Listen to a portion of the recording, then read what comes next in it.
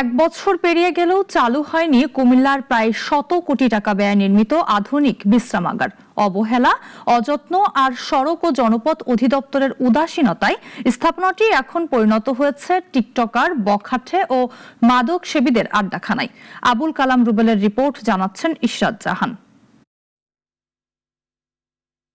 ঢাকা চট্টগ্রাম মহাসড়কের পাশে ১৩ একর জায়গা জুড়ে নির্মিত হয়েছে এই বিশ্রামাগার।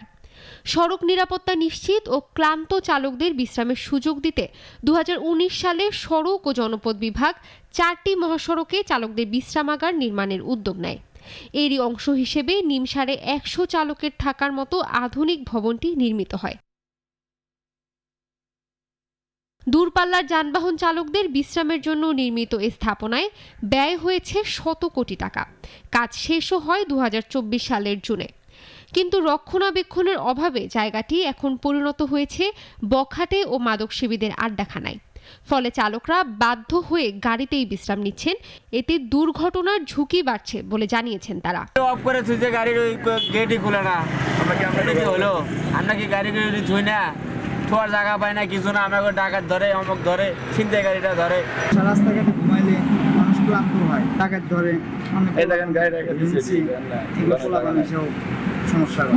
জানা যায় বিশ্রামাগারের প্রাথমিক ব্যয় ছিল ৬৬ কোটি টাকা, কিন্তু সময় ক্ষেপণ, নকশা পরিবর্তন ও নির্মাণ সামগ্রীর মূল্য বৃদ্ধিতে ব্যয় গিয়ে দাঁড়ায় প্রায় ৯৬ কোটিতে।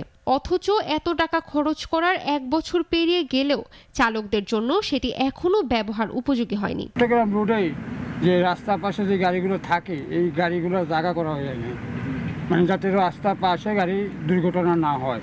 ১,০০০ কোটি টাকা খরচ করে আমাদের সরকার চালু করে, এটা চালু করছে, এখন বানাইছে, তৈরি করছে, কিন্তু উৎপাদনের কারবার না, গাড়ি রাস্তা জায়গা দিয়ে আমরা কি করতে সমস্যা আমাদের। দোকানদার এসে গাল পরে টাকা চিন্তাই করে, হিরোইন চুরি এসে ধরে, কোটি না তেল চুরি হয়, রাস্তার সাইডে গাড়ি চুয়ে দিলে এগুলো প্রবলেম হয়। এদিকে দায়িত্বপ্রাপ্তরা বলছেন দ্রুত উদ্যোগ নেওয়ার কথা।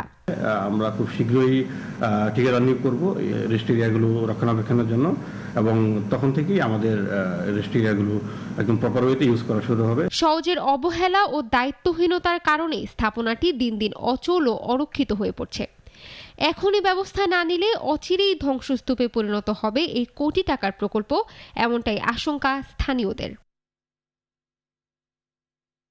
ইশরাত জাহান, নাগরিক।